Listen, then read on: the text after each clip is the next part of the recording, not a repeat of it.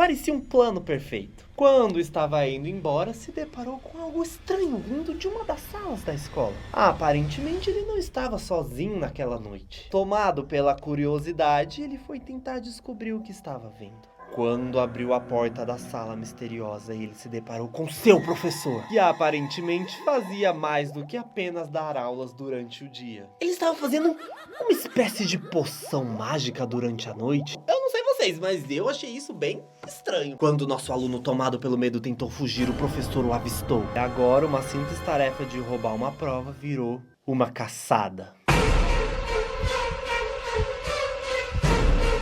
Apavorado, nosso aluno simplesmente saiu correndo sem nem olhar pra trás. Ele nem lembrava se ainda tinha a prova na mão, ele só queria sumir dali e esquecer que viu aquela cena do professor. Mas já era tarde demais, o professor já estava atrás dele e agora cabia a ele sobreviver ou não aquela noite. Como último ato de tentar sobreviver a essa caçada, nosso aluno se escondeu dentro de uma sala. Mas o que ele não contava, que o professor estava lá esperando por ele.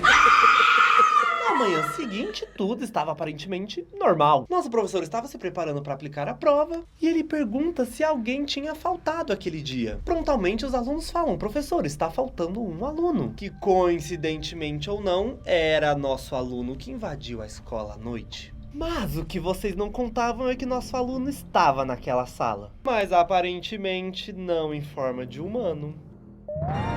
E com isso nós terminamos a nossa série Contos Horripilantes. Muito obrigado a todos que me assistiram até aqui. Eu ainda tenho muitas outras histórias nesse livro, mas quem sabe numa outra oportunidade eu não trago pra vocês, não é mesmo?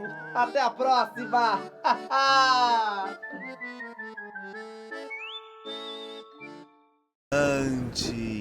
E no episódio de hoje, a gente vai fazer uma caminhada por uma trilha. Se preparem, porque nós vamos entrar numa parte da mata que parece ter vida própria. As pegadas apontam para trás e o tempo corre do avesso. Cuidado com o que segue, porque nem toda estrada leva pra frente. Com vocês, no avesso da floresta.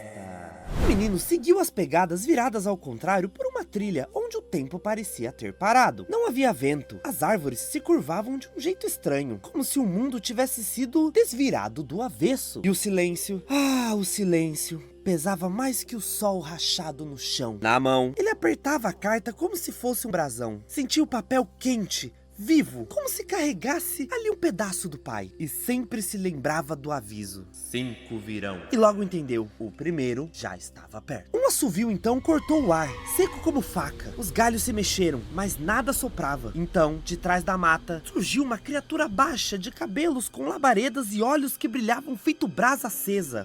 Os pés eram virados para trás. Era ele, o Curupira. Ele não disse uma palavra com a boca, mas a voz soou de dentro da cabeça do menino, como se o mato inteiro tivesse falado. Se é no meu caminho que pisa, saberá andar sem rumo? O menino entendeu que ali não era um lugar de lógica. Para sobreviver, tinha que jogar conforme as regras da criatura. Fingindo que avançava, o Curupira arreganhou os dentes e mostrou alegria misturada com ameaça. Me diz teu nome, mas começa do fim. Trêmulo, o menino foi falando letra por letra ao contrário, como se cuspisse a própria alma de trás para frente. E o Curupira gargalhou. Rodeou o menino como ventania. Anda de costas, se errar o passo, nunca mais volta. E assim foi. O menino seguiu sem olhar para trás, se esfolando nos espinhos, tropeçando nas pedras, mas não ousava virar o corpo. A mata parecia zombar dele. Risos ecoavam, as árvores murmuravam e a sombra do Curupira o cercava como uma chama faminta. Quando sentiu que não aguentava mais, o menino levantou a carta e gritou com o peito todo: é por ela que eu ando! É por ela que eu sigo! O vento soprou forte. A chama nos olhos do Curupira apagou, como vela sem pavio. Num estalo seco, ele sumiu! O menino caiu de joelhos ofegante, bem diante de um brinquedo velho no chão. Um catavento girando sozinho, mesmo sem vento.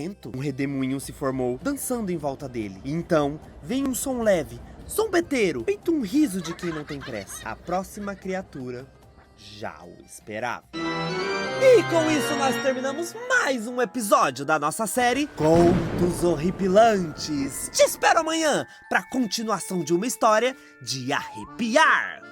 Nossa série Contos Horripilantes.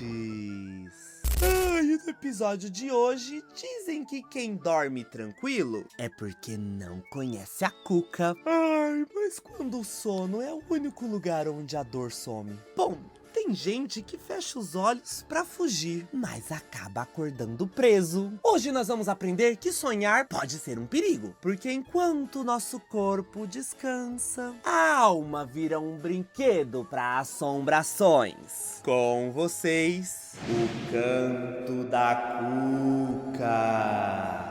O feixe da vela conduziu o menino até uma casa antiga. Ela era feita de barro e madeira, que pareciam sugar até a luz do sol. Lá dentro, o ar era diferente. Era pesado, adocicado, quase entorpecente. Cada passo afundava num chão macio, como uma areia de sonho. E as paredes tremiam como se respirassem devagar. Logo, vozes suaves começaram a ecoar. Eram cantigas de ninar, repetidas em coro, como se o tempo todo ali fosse hora de dormir. O menino piscava devagar, os olhos pesavam. Ai, o corpo pedia pra deitar e esquecer de tudo. A cada passo, as canções pareciam mais íntimas, como se fossem da sua vovó, como se viessem da memória do colo que ele deixou para trás. Foi então que no fundo da casa, uma sombra se formou. Ela era grande, assustadora, tinha olhos de réptil e braços longos demais para ser gente. Era a Cuca! Mas ela não avançava, ela não rugia, apenas cantava e a sua voz era como uma teia, prendendo um menino em um torpor quente e perigoso. As pernas do menino falhavam, os olhos fechavam sem que ele quisesse. O sono vinha pesado, mas não era um sono bom. Era aquele que prende, que adormece, pra nunca mais acordar. Mas dentro dele, algo ainda resistia. No meio da bruma da mente, uma lembrança antiga brilhou. A cantiga de coragem que a sua avó cantava quando o medo batia a porta. Aquela voz, pequena e firme, que espantava o escuro. Num impulso, ele beliscou o próprio braço. A dor veio como um lampejo e afastou a sonolência por um pequeno instante. Seguindo o som da lembrança, o menino viu algo no chão. Um pequeno sino, enferrujado e partido. Ao tocá-lo, a cantiga da voz se espalhou como vento por dentro da casa. A voz, clara e quente, encheu o espaço. A Cuca gritou.